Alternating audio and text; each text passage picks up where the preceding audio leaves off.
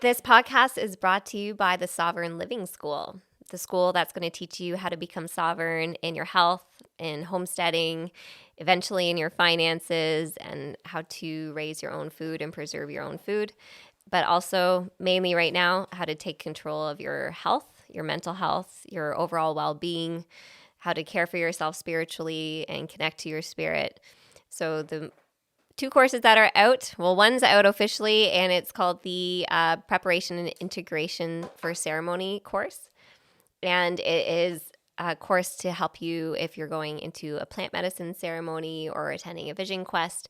I'm going to walk you through how to prepare to get your vessel ready to go out into ceremony, and also how to start to integrate all the profound lessons that you receive when you're sitting with medicine or out in the bush on a quest. No, I just want you like 15 seconds, when you're listening to a podcast, you just want to. No, leave it all. No, don't cut this. This is good. This is real. This is raw. This is marriage. Yeah. I'm trying to do something and you're talking to me on the side to get me to hurry something up. Anyways. All right, this episode, we're going to go over marriage questions I received from you listeners on Instagram. We've taken your questions, and Jess and I are going to give you candid answers and our responses that will be unfiltered. Remember when you used to start every podcast with, "This is from the lens of..." Oh, Maybe you should do that right now. No. Okay, I'm going to do that right now. Okay. This is from a lens of, I have no real background other than life experience. Anything that would be yeah. So don't be offended. If you're easily offended, time to leave. And my perspective, my advice I'm giving is lived experience as well. And to be honest, my education didn't give marriage advice. Yeah, like you didn't take a course on marriage, on couples counseling. Nope. You're like, come to think of it, it's my PhD was in.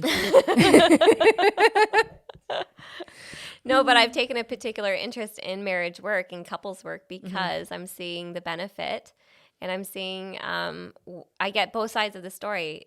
Like it becomes more clear what couples are struggling with when you get to work with both people and then them together. Yeah, it would be so fun to have because here's how I see it typically, and this is just like my opinion. Typically, it's going to be the woman that reaches out, and she's got this story, of course. And, we did this thing in the last 10 years called Believe All Women. So every woman is telling you the truth all the time, and women don't lie. That's the but they exaggerate and they blow stuff up, especially before they bleed. So it must, exactly. So it must be so fun to have the woman reach out to you, tell you all the problems, and then she comes for her first appointment, and you're taking it all in, and then the husband comes in for his appointment, and then it's like, and I'm sure that there's the instances where it's not that way, but I'm sure that a lot of the times it is. I mean, you get both, and you get to see where both people struggle and where both people trigger each other. And majority of the conflict that I see in couples work is the 2 people become little kids fighting because they're younger versions of themselves, the triggered versions of themselves are at each other, and they're just defending like they would, they were a teenager or a kid. And so it's just interesting because I'm just watching 2 kids fighting on the couch usually. Can you turn me up a bit? But when you get that's interesting. But when you get to the heart and the root of things, it's very easy to see the picture very clearly, and then for people to get so much more clarity over what's going on for them and then their spouse. Yeah, so obviously there's a value in therapists, but they're very expensive, and that's just not available to everybody. What I want to kind of touch on is the value of what I think church used to provide for people, because in the olden days, it was the priest or the pastor, not the pastor. Yeah, I always say pasture. It was the priest or the pastor that was doing marriage prep courses. That's right. And and then they would do he or she would do marriage counseling, and that was available to all of the parishioners of the church. And so with like 25 or less percent of the society, at least Christian, going to church, you can see why. I think it's like over 50% of marriages that fail now. Yeah. So you could see why there's no real. There's no marriage prep course that people are taking before they jump into things. Yeah. And there's And no then the like support. community support wrapped around them on how to work through those hard things. Yeah. Especially with all of the divisiveness in the society these days. Like because I'm going to say probably a lot of harsh things today, but in all fairness to the listeners, maybe when they married their partner 25, 30 years ago, maybe what are these crazy polarizing issues today weren't even a thought back then. So you marry someone, 22 years old, and like you're not awake, they're not awake, you're just thinking that this is the next step and this is what you do, and then fast forward and you're like you're me, and you're a crazy conspiracy theorist nut job, and the other person's not. It's like fuck. So like I get that. I'm going to admit right now that I understand that, but yeah, because you recognize it from that lens, so you can have that perspective. I think that's, the past 4 or 5 years, you see one person in a relationship that is awake and the other person's not, and the amount of conflict that brings up. That's also why there was so much breakups during the COVID era. It was like everything was getting flushed to the surface because couples had to start to deal with the actual issues. Okay, so quickly, when someone's not awake, and when one of you is awake and one's not, like in our example, like whatever that happened in our life, so we can speak to that. But this is what I want to ask. It just, in my opinion, it can't work. It just can't work. It just won't work. Like, I have to just say this. It won't work if one of you is super crazy like me and the other one is like, Jen's in the meadow all the time, like la la la la la, and like that's totally fine, but she's awake. She doesn't think that I'm crazy. She knows that what I say is true. How she chooses to deal with it is different than how I do, which I'm working on. But with that said, it can work in that way. But if you're telling your spouse all the time these things and your spouse goes, oh my God, you're a fucking lunatic, and walks away, like I don't know what I was trying to ask, but do you know what I was trying to ask? Yeah, I think at the core of it, if you have two different belief systems, two different major values, and essentially you can't have real conversations. Don't go too far down that road, because I saw one of the questions and that pertains to it, so I don't want to talk to that. It was more about, how did you get to a point where you think the other person is a lunatic? Like, when your partner brings something to your attention and they're passionate about it and they think it's important to them, and you're like, I don't want to hear this, man. Like, you're nuts.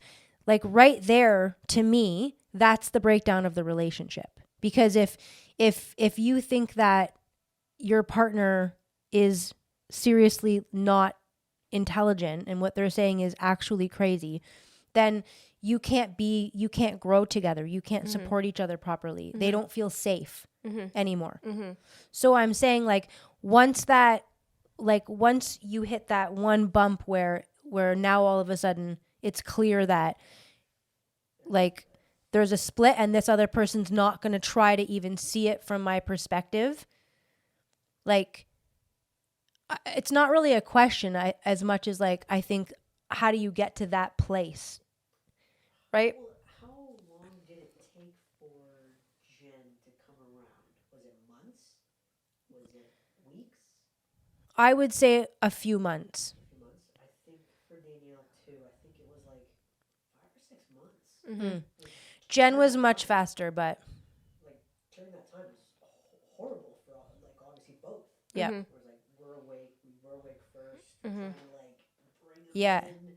They're just not seeing, like, and I don't Yeah. know how to answer your question. But like, it makes sense though, right? Oh yeah, it was not gonna work at all if she didn't rise to the knowing and vibration and just like, yeah, it was not. Because it's almost like you're belittling your partner at that point, because they want to talk about certain things, but you won't you won't validate. Is that the word? Like you won't validate what their intuition or their understanding is of something.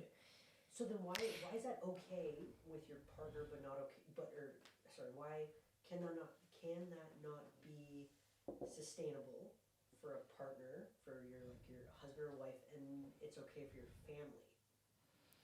Well, your family's like, I'm not trying to be a dick and say your family's just your family, but like No. your family's super important to you, but your You're not in partner a is sacred union with somebody. It's totally different. Yeah, and in a relationship where someone's awake and the other person's not, there's a lot of triggering that happens, right? Because the person that's awake that's trying to bring their sleepy partner with them, they're too triggered and too scared to be curious, to be able to even listen. And so there's just going to be defensiveness and walls and projections. You're crazy. That's nuts. All that kind of stuff because they can't hear it yet. And so the more you try to force somebody awake, just all the COVID stuff, like trying to wake other people up, it doesn't work. You have to live through by being the example yourself. And the more that you try to force somebody, the more that they're going to dig their heels, right? And they're going to resist. So that doesn't work. And we saw that, or I saw that a lot during COVID with marriages, is that, one person's trying to wake the other person up and they're just getting angrier and angrier, more resentments building, and then more divide, more separation, more disconnection starts to happen. And then it's harder for them to start to reconnect again and find where they can align. And I guess this is a thing where in our relationship is one person's awake and one person's doing their work, and it sends us into a disconnect. So we're on literally two different wavelengths. Yeah. Right. And then, but that's good because it forces issues to come to the surface for us to have to deal with. And then the other person has to either rise and meet you, or the person's going to keep dropping, or you're going to keep separating even further. And then that's when couples separate because they're so far disconnected. Yeah.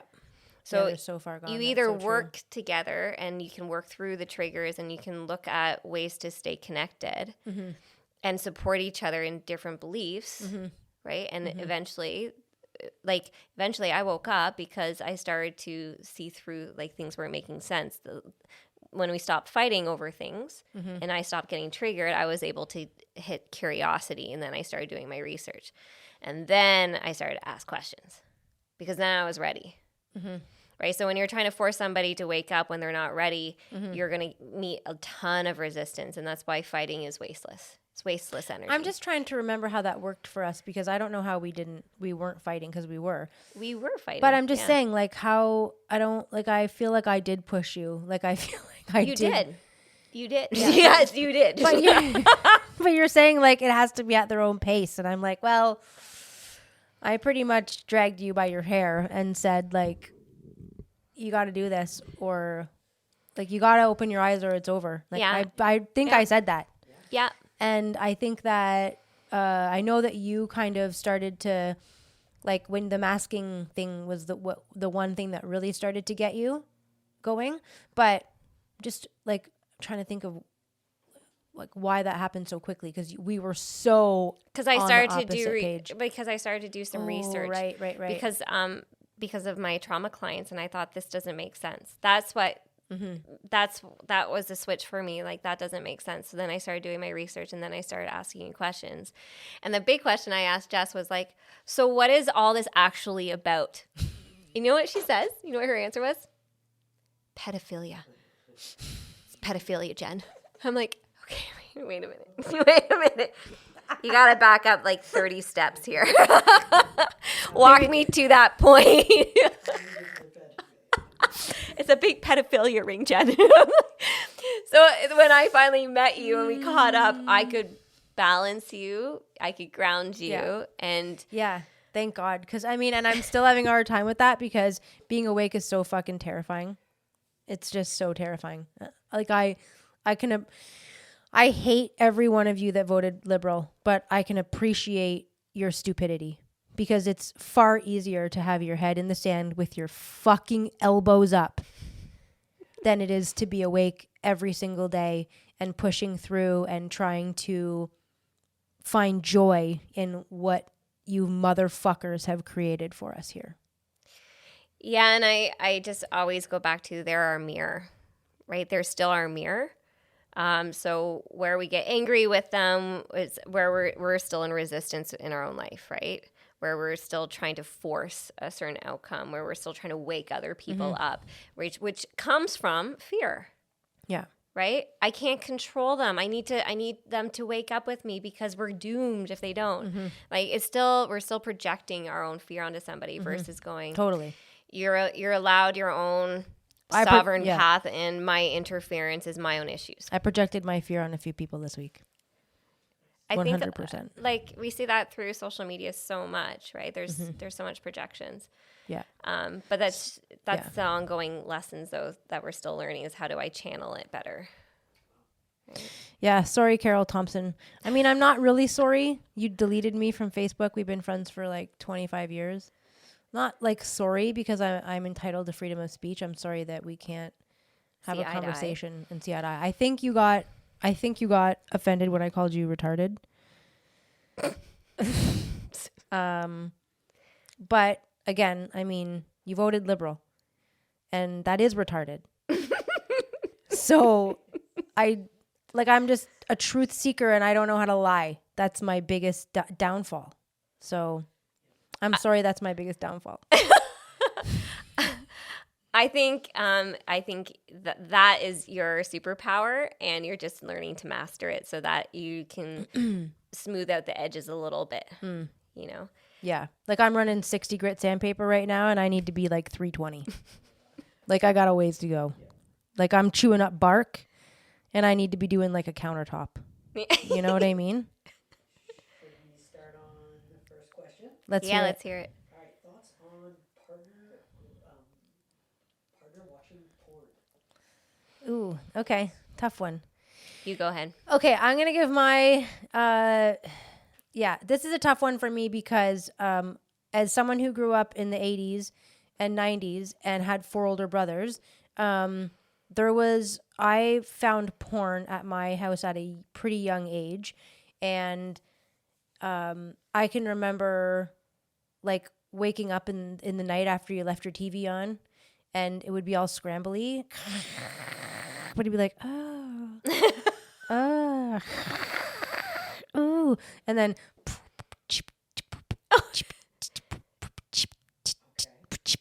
ooh. Reminded 10 minutes for each. So how does that have to do with marriage and porn? Get to your response. That's the pot calling the kettle black when I was giving you shit earlier for your long ad. Yeah. I just thought people would like that. They'd like to be reminisced with the 80s of the scrambly TV and porn on like City TV or whatever. So I think my age group grew up consuming porn for sure, but at a complete different level. You had to go to the video store, and there was like a black curtain that you'd have to go behind, and they actually were pretty strict. Like not like I ever tried to go back there, but it was a thing. And you did have to, like, they wouldn't just let kids go back there. Like it wasn't that easy to get in and to rent one. Or like, again, someone in your family had magazines. It was mostly magazines that I would say that's the porn that I would have consumed when I was younger. So with that said, I did grow up watching porn, and as I got older I consumed more porn, especially when like online porn became readily available. And then I had a major shift in my understanding of pornography, and it switched everything for me.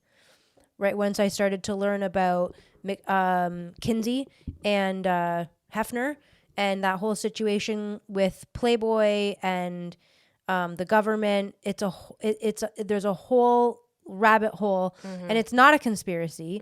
It's proven, and it was purposely pushed and infiltrated on North Americans to destroy the intimacy of love and connection, and to push a pedophilic agenda. And that's where, when you say where does it all, why it is a pedophile ring. It is, that's what it is. And it's this agenda that's been being pushed for a long fucking time. And it has ruined sex. It has ruined how people think about sex. When the first encounter a young man learns about sex is a violent or kids are getting programmed aggressive encounter that he watches in a porn, it delivers different dopamines to his brain and it programs him. And for the rest of his life now, that's his first conception of sex, of intimacy. And that's what he will then be aroused by and project. Mm-hmm. So it's a vicious cycle. And the more they consume, the more their appetite becomes larger. And it's like a drug, right? The more that you need the intensity, you need to increase your dosage in order to get the same response. So same with porn. And when people are watching porn, there's like the first beginnings of watching porn or any intimacy when you're first learning it is it's part of your brain gets certain emotions connected to sexuality. Mm-hmm. Yeah. So to relate that back to it being in a marriage now, okay? And is it okay if one of the spouses consumes porn? At this point in my life, my answer is no. My answer is that you should be working on your sexual intimacy with your partner, not with your laptop. And that's like to be the simplest and most matter of fact. That's plain and simple. It should be between the two of you to discuss and talk about your intimacy, not watching strangers have sex. And in such a way, like, and I know that there's so many men and women, it's not just I'm not blaming men only, that are consuming so much of it. And I don't know how you expect your partner to feel safe with you and intimate with you when you're spending so much of your time watching strangers have sex. So I'm going to give you a little bit more of a complex answer, I guess. In sacred relationships, it's about how you're connecting with your spouse and helping them work through stuff too. Because there is so much porn addiction in our society because it's an addiction. So if you have an addiction to a substance and I was to say, I can't be with you because of the substance, or I could say, why are you struggling with that? What can we do to look at the root cause of that? Mm-hmm. Right? Yeah. Because the addiction isn't the problem, it's the root of it. Where does it come from? The addiction becomes a coping response to it. Right. Right? Yeah. So even having compassion for a spouse with an addiction to porn, mm-hmm. And especially a lot of men struggle with this in particular.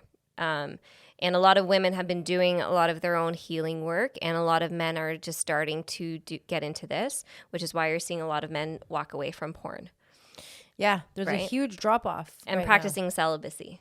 Like a lot of men are learning more about their own sexuality and how to start healing that aspect of themselves.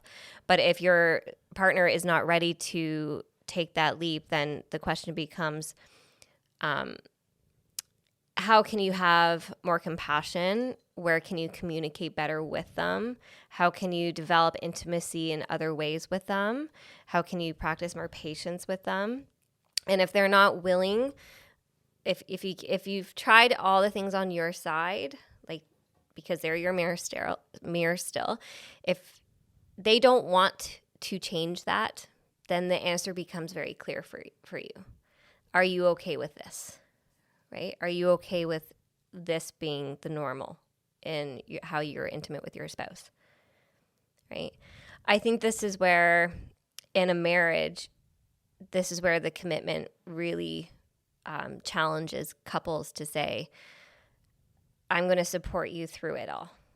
Yeah. No matter what, I'm going to be there to support you through it. I think your answer is better than mine. Just like, just like black and white, like cut them off. Yeah, it's probably better. But I definitely think that there should be, what you said is right. but it shouldn't be given. It shouldn't be an opportunity for the person that's using the porn to continue doing it. You know what I mean? Like there has to be accountability and a desire to not to acknowledge that there's a problem with it. That's what I think I'm trying to say.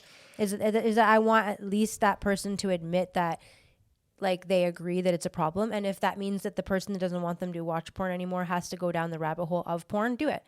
Like that, I think that's a great way to encourage a spouse not to use porn, is because I don't think that they understand where it comes from. And I think if people understand the origins of it and what the intention behind it was, I do think that shifts, because I was a casual watcher of pornography. I was never like a psycho, but casual. And then now I'm like literally I'm fucking disgusted by it. Like I'm fucking disgusting of it. Disgusted by it. Like the thought of like my child or her friends or her boyfriend, she doesn't have one, but I'm just saying, like that disgusts me, knowing that that's what they're consuming and then wanting to take out my kid. You know what I mean? So yeah. Anyway, so I think understanding the origins of it is important.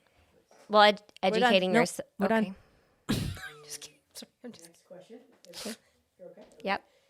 Is 47 years married too long to get divorced?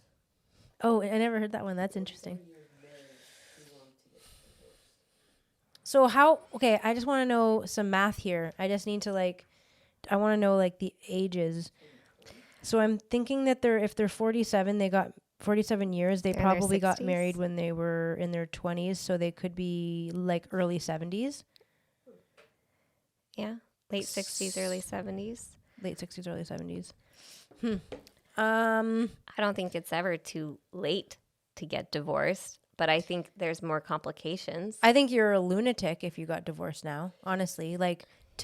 Because okay, here's how I see it. Are you going to find, unless you're already having an affair, so let's be honest, are you already having an affair?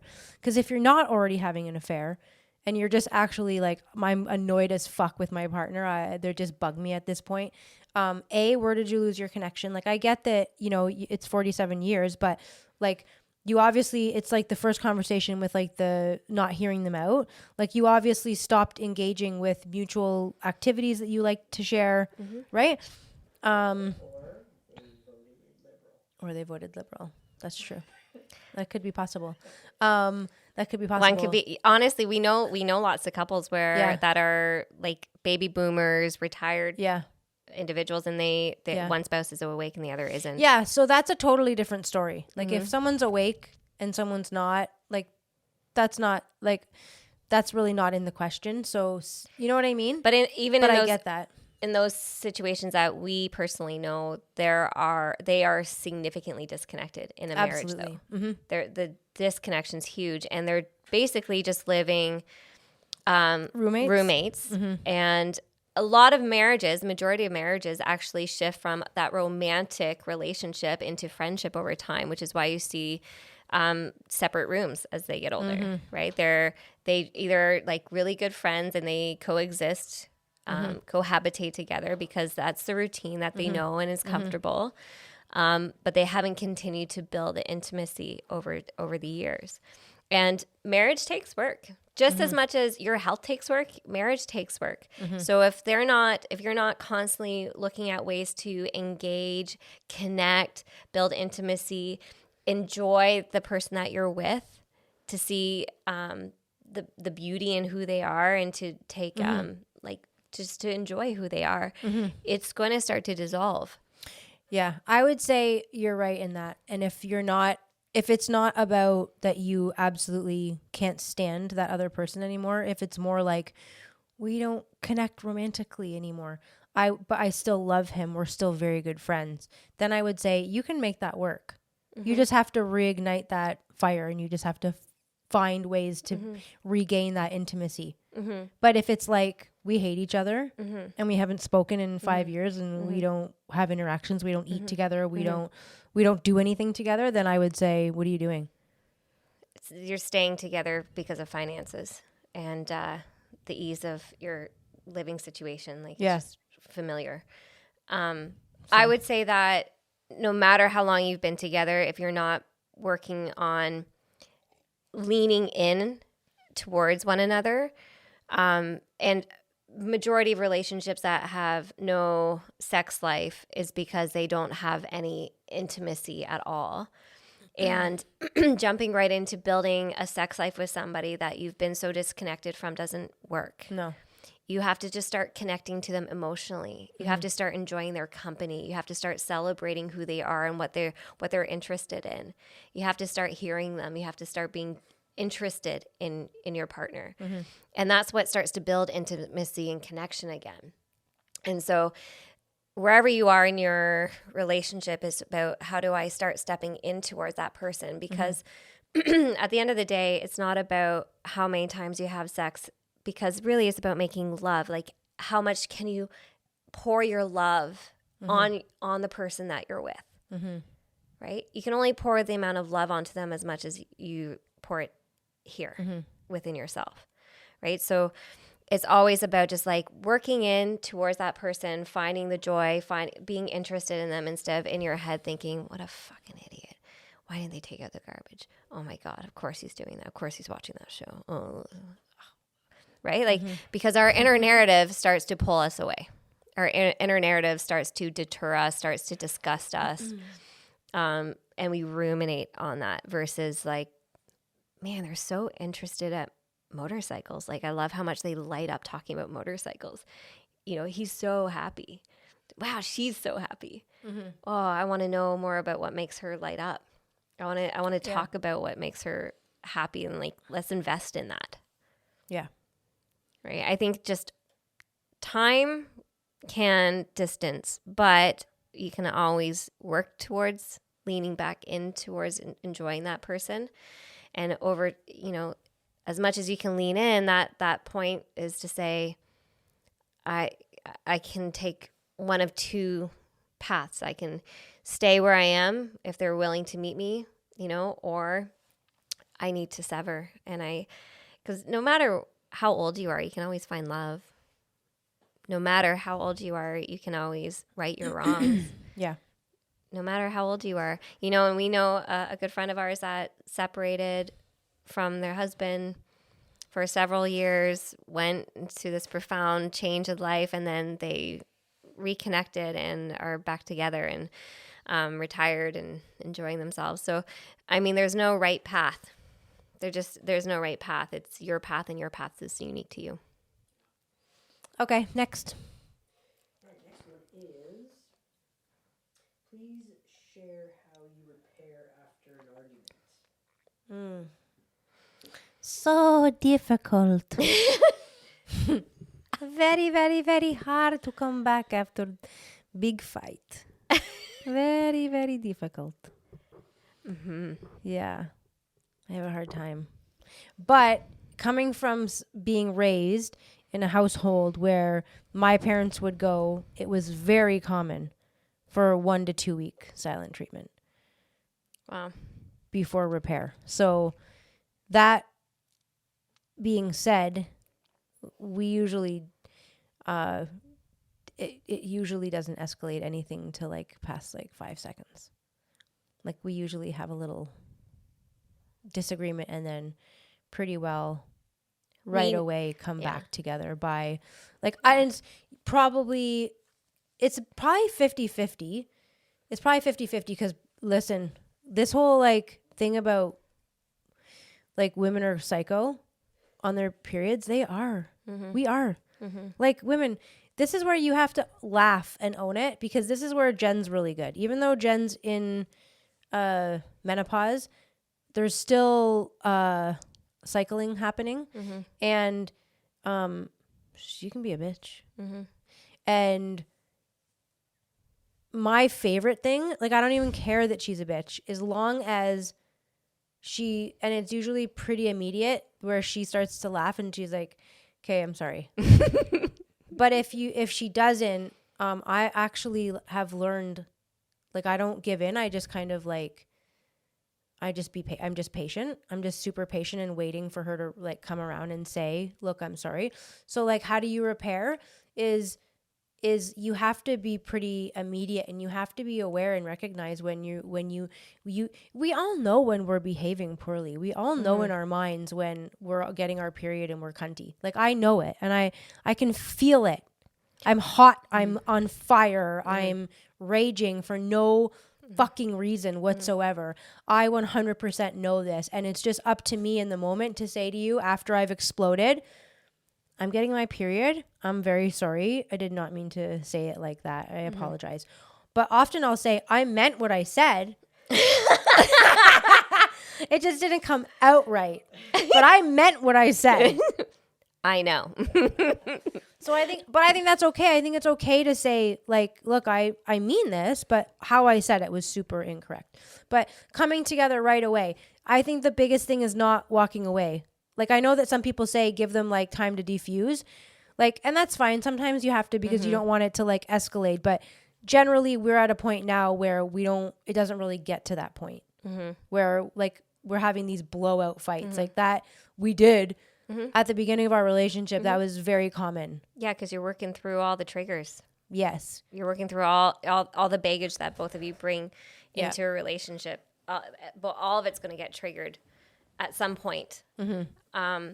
But key things with repair is do it quickly, but both parties have to have a regulated nervous system, which means you can't be in an active fight and be fully repaired. In order to repair, it means you have to disarm her. You have to bring the guards down. You have to open your heart. You have to lean back in towards somebody, and you have to own your side of it. You have to apologize with your head up, because often we apologize with our head down because we feel shameful, right? So we have to give ourselves grace and compassion to say, I'm not a bad person for my actions, that my actions don't define me. I was struggling. I was triggered, and I acted out of that trigger, not in a good way. So I'm going to own that behavior. I'm going to own that action. Right. In order for full repair to happen, you have to hug. You have to come into a full hug and full embrace, have your hearts connected again. A lot of couples just like to sweep things under the rug. They'll ruminate. They'll stay avoiding each other. They'll be passive aggressive, or they'll just say, let's just move on. Let's just move on. Yeah. But that builds. You are literally, you're stuck in a tank full of crap that's got to be dealt with eventually. And it's going to start to pour over. But once you start learning how to repair, both of you are both calm and regulated. Both of you can take ownership and receive and say, I forgive you. I'm sorry. I forgive you. Thank you. I love you. If both parties can do that and then meet back together with a hug, there is no armoring. There is no defensiveness. There's no trying to prove you're right. Can I just say too, though, that having been in a number of relationships, none of them being like this, in this manner of healthy, how safe you feel when you know that that's what you can have in the relationship is like more than anything. Knowing that you can have this fight and know that you can apologize and feel safe that like it's not going to be used against you, or that it's just going to be this acceptance versus like your partner holding it and well, I wished you wouldn't have said that. And it's just like, okay, we're adults, we say things that we don't mean in the heat of the moment. When you fully forgive somebody, you're not saving that in your back pocket to throw it back at them later. Sometimes it's nice to bring up, though, in other instances. I mean, women are great at being like, oh yeah, I remember that one time. I'm going to keep that, and that's going to be useful later, right? And it might be used in a joking manner, sarcastically. But that's. But yeah, there's nothing better than knowing that you're safe to be able to apologize, and then you feel safe enough to be able to accept it, and then just move on. Yeah. If both of you can't face each other, have your shoulders facing each other's shoulders, have full on eye contact, and you're sitting like this, or your arms are crossed, or your shoulder, or you're not looking at them, you're not regulated. Those are cues. Your body's not regulated. You do not feel safe. You are protecting. You are in a state of armoring and blocking somebody out. And so in order to fully repair, you have to be able to open yourself up, lead with your heart, and open your heart even though you might feel scared, you might feel uncomfortable. Is that where they should, like how I said you should do it pretty immediate? Is that, do they need to go and regulate? Like, do they need to go for a walk and separate for a few minutes until they can come back and be not like armored? Yeah, because if somebody's been frozen and they come back to like try to repair, and now they're all of a sudden like fighting, like you're gonna start getting passive aggressive jabs in, right? Mm-hmm. So that both parties have to know their nervous system, and you have to know your partner's nervous system. And if they're in active fight mode, do not disengage. Mm-hmm. Do not try to push. Mm-hmm. So both parties need to be regulated, which is where you can use your critical thinking skills. You can breathe. Your body is not in tense. But I wanted to say though that this is important where the other spouse doesn't get. Both people have to be careful here, because the person that's angry that needs to defuse, like, can't run away. Like, I need time to disarm, mm-hmm. but like storming out, mm-hmm. and then the other person getting insecure mm-hmm. or defensive about where they're going or why mm-hmm. they're going. Mm-hmm. So I think it's important for the person who needs to defuse to be able to say, I'm armed right now. Mm-hmm. I need to go and have space 5, 10, mm-hmm. 20, whatever it is. I need to go for a drive. I need mm-hmm. to go for, I don't think you should go for a drive, but I need to go for a walk. I need to get out of the mm-hmm. house, whatever mm-hmm. you're going to do. Mm-hmm. And then the other person needs to have the security to say, no problem, take your time. I'll be here. That's I'm really glad you said that, because majority of relationships get caught in an anxious and avoidant push and pull attachment relationship, which we had faced early in our relationship. Yeah. So if one person storms away out of, like, they're in flight mode, I got to get out of here. I don't want to have this conversation. I need to leave. Okay. And then the other person's in fight, be like, well, and they chase them because they want to figure shit out. And that triggers the person even more into flight, and then the other person more into fight. And so you're just in this kind of push and pull dynamic where one person's running, the other person's trying to hold on to them. Mm-hmm. So the moment when the person that's in flight says, I need 10 minutes to go for a walk, and the other person that's in fight goes, I can sit here, I can give you that space. Both of you are learning how to be respectful of your spouse mm-hmm. and their nervous system mm-hmm. and your own. Yeah, and once you start to figure out that like thrill ride isn't going to happen anymore, mm-hmm. and they're not running off to an old boyfriend, or mm-hmm. they're not driving getting on their motorcycle and doing 300 kilometers an hour down a back road. Once you realize that doesn't have to happen anymore, mm-hmm. then I feel like you start fighting differently. You know what I mean? Like, once you start being able to diffuse those situations and not storming mm-hmm. out. Yeah. Then I feel like there's a whole other level unlocked of security. That's the word. Yeah. Good work, guys. Next one. Why do many people divorce break up? Should people try harder? Is it selfishness? The saying, like, the grass is greener on the other side? Yes, it's selfish. But there's a but to that, because if I hadn't have been selfish in my own particular situation, I wouldn't have met Jen. So I think that there are situations where you get into where you're in a bad relationship and you stay for the wrong reasons, and you get married for the wrong reasons. Or you have a child, or whatever the case is, and then you stay together.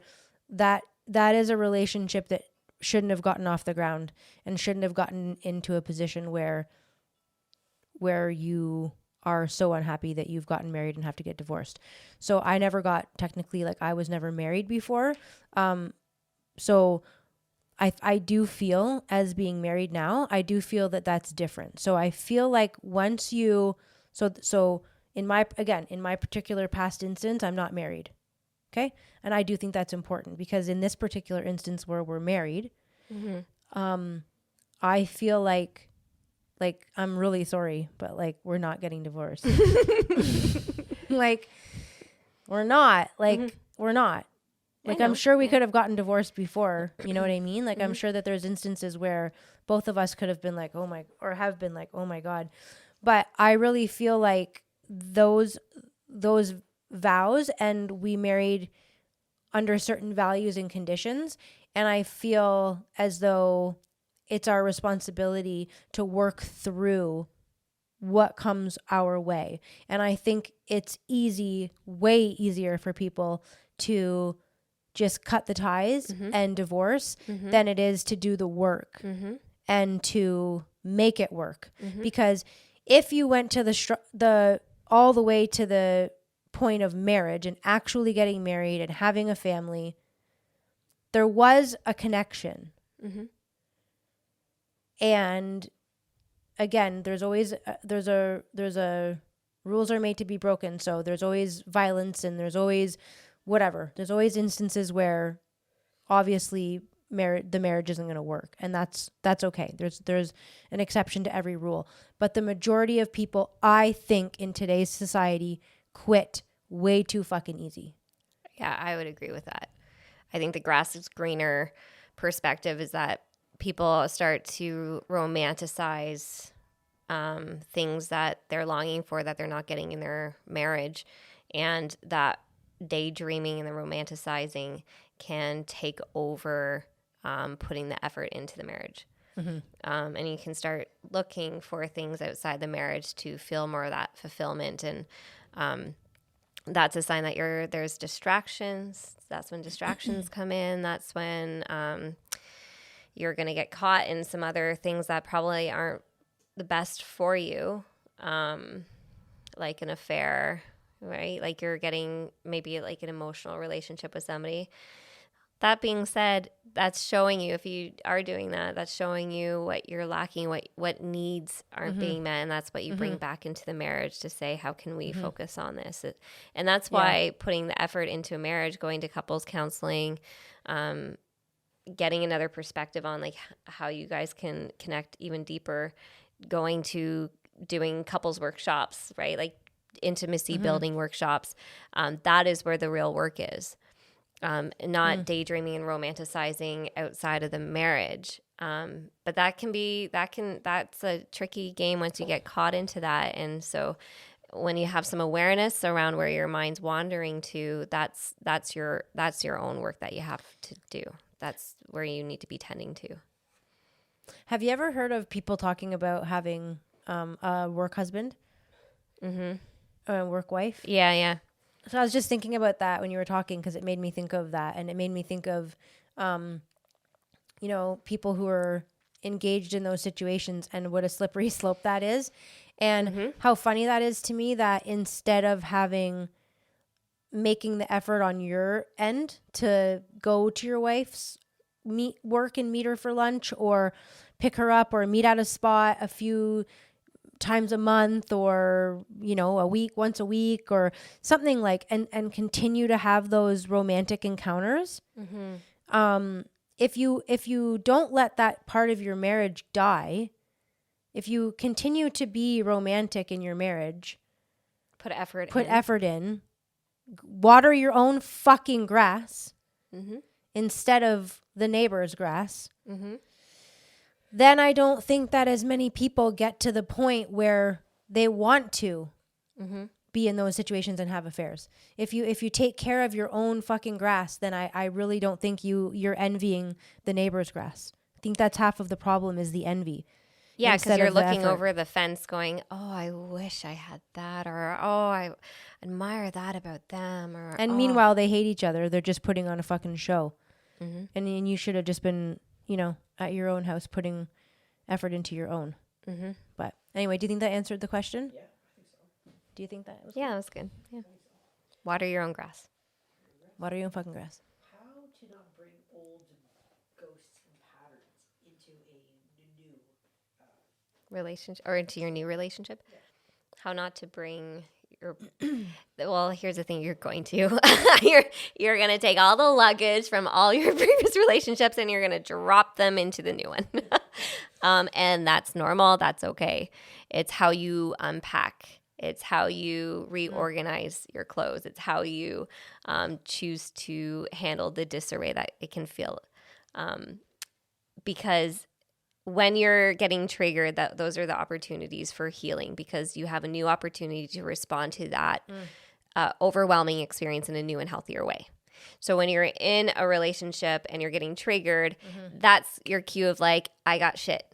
What do I need to do? This is my stuff. I need to respond to this in a new and healthier way.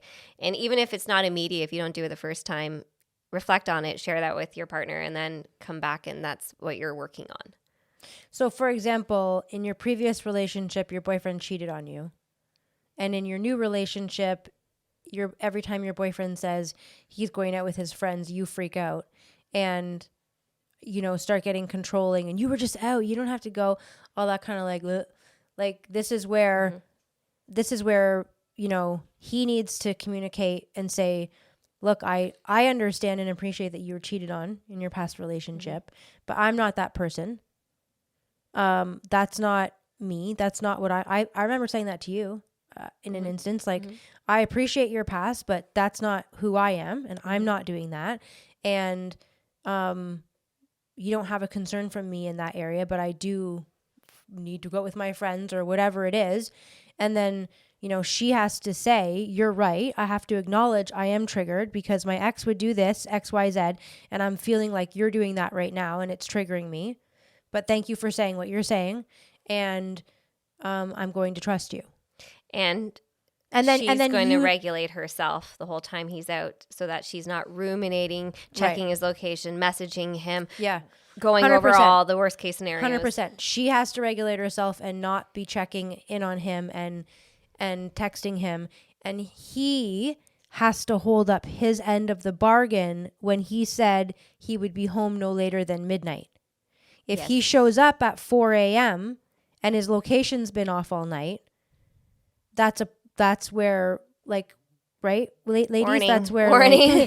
that's where the red flags are. Yeah. But I'm saying the healthy way would be for him to say, yep, I'll be home by midnight, and you are going to go into your greenhouse and do potting, or you're going to go do a yoga class, whatever your hobby is to keep yourself active and healthy, not sitting at home watching Netflix, shoving your face full of popcorn and chips because you're stressed out.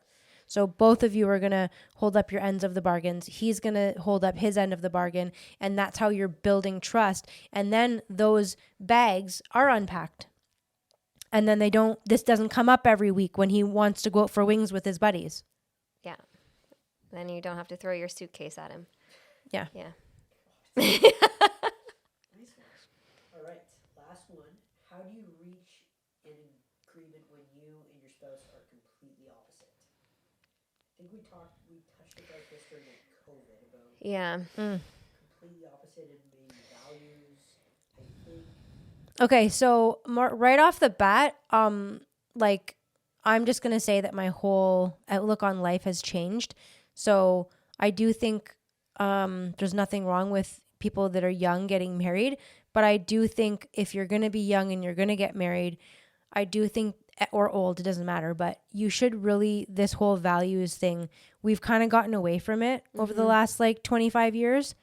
Like, I know that when I was, in that age bracket, like, you weren't so concerned about your political views and your religious views and abortion views, and hindsight's 2020. Had you married somebody that really was on the same page with you with all of those views, and again, people change, but I think that makes a big difference. If you're my parents are an interesting example. My dad was a marathon runner, very fit, and to this day is still very active and fit. And my mom was the complete opposite. I don't know, on just that one thing alone, I don't know how you can make a marriage work, which they couldn't, because there's no way that someone that's super awake about health and fitness and wellness can watch someone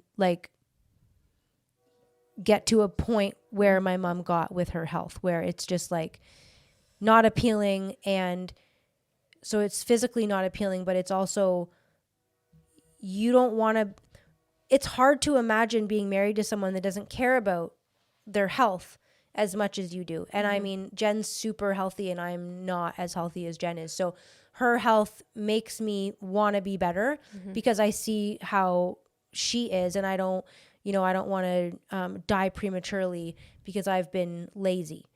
I think about that. So I do think that if your spouse is disgusting and is an alcoholic at 23 and loves to go to the bar 7 nights a week, and you think you're going to change him, or you think he's going to change over time, you're fucking insane. You're holding on to hope. Yeah. Like if you are ready to get married and you love where you guys are at and you guys are on the same fucking page, great. If you're miles apart, but he's going to marry you because it's the thing to do, I just think it's going to be a rough, rocky road. I just think you have to have those established values of what you want, what they want, and show me, like we talked about in the last question. If your partner is showing up to work and has a good job and is educating themselves and come home every night for dinner, that's a husband. That's a wife. Those are wonderful values. They have an understanding of politics. They have some kind of spiritual outlook. Those are good values and habits that you'd look for in a partner. If they're wasted and out with their buddies 6 nights a week and, I don't know, don't give a shit about themselves, it's probably going to look like that 25 years from now. Yeah, I guess I think about before we were awake, we were very liberal, and our values have changed over time too. So, but we've changed together. We've grown together. Yes, one was awake, the other one wasn't. You slingshot me awake, and then I went into the spiritual, and then I slingshot you. So we balanced each other out. But our values have changed, and so sort of, or they've also become more firm. Well, I'm just saying our values have sort of changed, but really the left and the right changed. We're still really in the center. You know what I mean? Interesting. We really haven't changed. Our parties changed, and we didn't change with them. Yep, 100%. Yeah, absolutely. That being said, okay, you and I are very opposite. We have different interests, very different interests. We have very different energies. We are opposites. We are yin, you're yang, right? Like we're very different, but we have found harmony between the two. We have found unity between the two. So I think that's what balancing is in a sacred union, is about finding balance and unity in the difference in the masculine and the feminine. Yeah. Right? It's about being able to balance the polarizing sides. And finding where you can meet. Yeah. Like you may not have all the same interests, but showing some interest in your partner's interests are important. Yeah. Or having some interests that kind of overflow, like farming and gardening. Yeah. Yeah. Yeah, like Jess wants to talk about cars and stuff, or just anything that's like that moves. Motorcycles, tractors. And she's telling me about fixing the tractors, and I'm trying to be like, interesting. Do you want me to help you hold that? Or like, oh, I love that you love watching that video. That's great. I'm really happy for you. Like I'll listen, and I'm trying to take interest in what you're interested in, or at least try to hear what you're talking about. And you do the same for me when I want to talk about spirituality or the planties or like medicines. Like I take part in ceremonies from time to time. I'm not like obsessed with it, and I don't live and breathe it, but I appreciate what you do, and I respect it. Right. And I want to be part of it. Right. So we are constantly balancing, and it's always a lesson, but again, you water the grass. You water your grass. And my driveway. It's the Italian in me. Don't step on the concrete. Yeah. I definitely water the new concrete. Definitely. Oh, great. Was that all Definitely. 6? That was all the questions? Okay. Yeah. Okay. Well, I think that was nice, and I hope that was helpful. And Also, I just want to say one thing. For our 10-year anniversary, and I've said this to you before, but I want to renew our vows okay. because we've grown. Yeah. We've changed. Mm-hmm. We've learned more. Our understanding of life and our purpose here has changed. And so more clarity has come. And so I want to renew our vows on our 10-year. Okay. Yeah. I love it. Again, that's like putting effort into the marriage, right? It's about putting more love into the marriage. It's putting more energy, more of like your care and attention into the marriage. Well, I love that. And I don't hear a lot of people doing that, renewing vows. Like I don't. I'm going to do ours this year because it's 5 years. You're renewing your vows this year? Oh, that's beautiful. Oh, That's I love cute. that. Where? Like, what's the? Is it like? Is it just? Oh, just like our actual wedding. Because Yeah. it was during COVID, so there were 15 of us total. So probably just pretty small. Yeah, but we'll be there, right? Yeah. Okay. I'm busy that day. It might be here. Who knows? Oh, yeah, you can do it here. Yeah. Let's get your sisters to come. Let's get your super liberal family here, and we can talk about Trump. Orange man bad. Our friend Ashley from the Yes. Oh, yeah. Yeah. I think we're going to get her too. Because she's a ordained minister. Yeah. Oh, that's cool. Yeah. And she's a couples therapist. We had her on a previous episode. If you haven't listened to that one about relationships, that was a great one to listen to. Yeah, we'll have to have her back again soon. Mm-hmm. That was a good episode.